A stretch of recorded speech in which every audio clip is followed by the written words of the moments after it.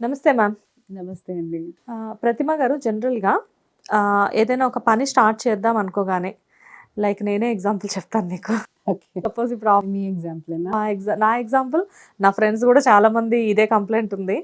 Suppose office నుంచి అలసిపోయి ఇంటికి వెళ్ళగానే కొంతసేపు ఏదో ఒక యాక్టివిటీలు చేద్దామనో, లేకపోతే ఏదో ఒకటి చేద్దాం అనుకుంటాం. బట్ ఇంటికి వెళ్ళగానే ఆ థాట్ ప్రాసెస్ అనేది మారిపోతూ ఉంటుంది. ఇంటికి వెళ్ళగానే కాసేపు కూర్చుందాం, ఫోన్స్ ఒక మొబైల్ ఓపెన్ చేసామంటే అలా అలా అలా గంటలు గడిచిపోయినా చలనం ఉండదు. జనరల్‌గా ఏంటంటే ఏదైనా ఒకటి స్ట్రిక్ట్‌గా అనుకున్నప్పుడు ఆ పనిని కంప్లీట్ చేయలేరు చాలామంది కూడా. అది దేనివల్ల ఆ మైండ్ సెట్ అనేది ఎందుకట్లా మారిపోతూ ఉంటది? ఒక మనిషికి ఒక లైక్ దాన్ని ఎలా చెప్పాలి అంటే ఒక నిలకడ అనేది ఎందుకుండదు? ఎందుకంటే ఇప్పుడు దాన్ని ప్రొకాస్టినేషన్ కూడా అంటాము. ఏంటి ఇప్పుడు మీరంటున్నారు మీ డ్యూటీ చేసి ఇంటికెళ్ళి పని చేయాలి అని అనుకుంటే అది కుదరదు అని.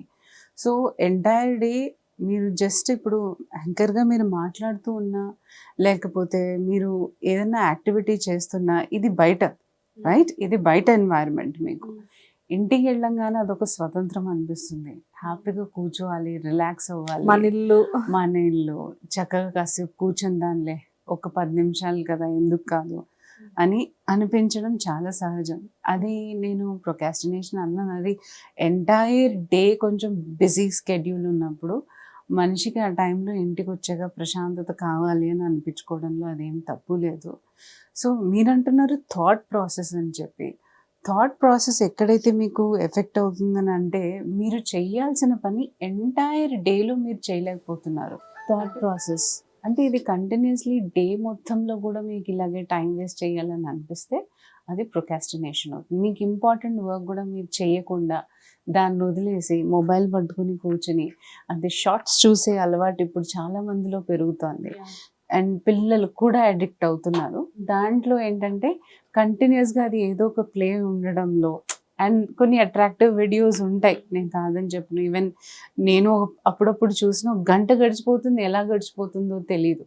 సో అంత అడిక్టివ్గా ఉంటాయి అన్నమాట. అది అలా చూస్తున్నప్పుడు మిమ్మల్ని మీరు క్రాస్ చెక్ చేసుకోవడం చాలా ఇంపార్టెంట్. సో థాట్ ప్రాసెస్ అనేది మమ్మల్ని ఎప్పుడైనా బ్రెయిన్ ఏంటంటే ఎంటర్టైన్ వైపుకి ఎక్కువగా మౌల్డ్ అయ్యే ఛాన్సెస్ ఉంటాయి. దానికి ఏది ఇష్టమో అదే చేయాలని అనుకుంటుంది. సో అలాగే మనుషులు ఇప్పుడు ప్రతి వాళ్ళలో అదే థాట్స్ ఉంటాయి కదా, అబ్బా ఇది ఆనందాన్ని ఇస్తుంటే వై కాంట్ ఐ పుష్, అదే కష్టపడాలి అని అనుకుంటే అది వెనక జారుతుంది కంపల్సరీ అది.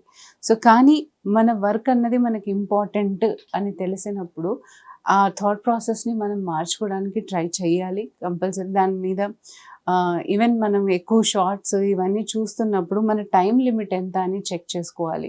కొన్నిసార్లు అర్థం కాదు, 1 అవర్ 2 అవర్స్ అయిపోతున్నా కంటిన్యూస్గా మనం స్క్రాల్ చేసుకుంటూ ఎంటర్టైన్ అవుతూ ఉంటాం. మీరు అన్నారు కదా వెళ్ళంగానే 10 మినిట్స్ అనుకుంటాను, కానీ అది 1 అవర్ అయిపోతుంది. దాని తర్వాత నేను ఇంకా లేజీగా ఫీల్ అవుతానని.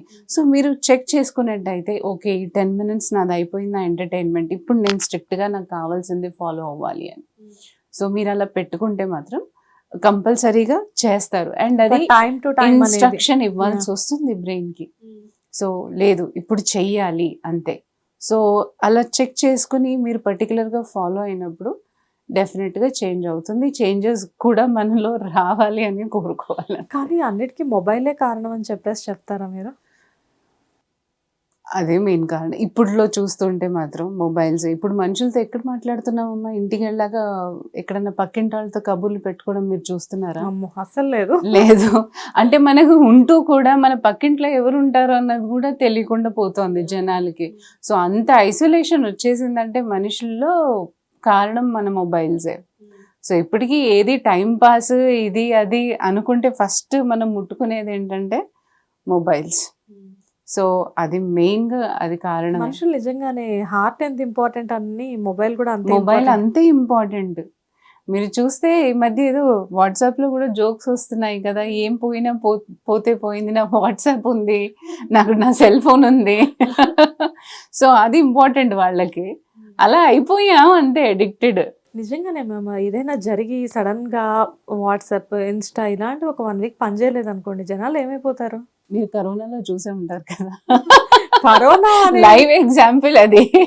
అప్పుడు బయటికి వెళ్ళే ఛాన్సెస్ లేవు, అంతా ఇదే కాబట్టి సడన్లీ కరెంట్ పోయినా లేకపోతే వైఫై పని చేయకపోయినా మనిషి బ్రీతింగ్ ఆగిపోయినంత పని అవుతుంది. యా ఇప్పట్లో ఈ జనరేషన్ కి చెప్పదలుచుకుంది ఏంటంటే కనీసం ఈ పిల్లలకు కూడా అలాగే అలవాటు అవుతుందండి. కాలేజ్ నుంచి వస్తారు ఇంటికి, కూర్చుంటారా మొబైల్తో, అమ్మ పిలుస్తుందా, నాన్న పిలుస్తున్నారా, బయట ఎవరన్నా పిలుస్తున్నారా, ఎమర్జెన్సీ ఏమన్నా వస్తోందా ఇంట్లో, అస్సలు ఎక్కడా శ్రద్ధ లేదు. అది పెట్టుకున్నారంటే ఇయర్ ఫోను ప్రపంచాన్ని అంతా మర్చిపోతారు. అది పిల్లలే కాదు పెద్దవాళ్ళు కూడా అలాగే అయిపోతున్నారు. సో చెప్పొచ్చేది ఏంటంటే ఇప్పుడు అంత అడిక్షన్ అవసరం లేదు. టైం చెక్ చేసుకోండి. 10 నిమిషాలంటే 10 నిమిషాలే కేటాయించండి.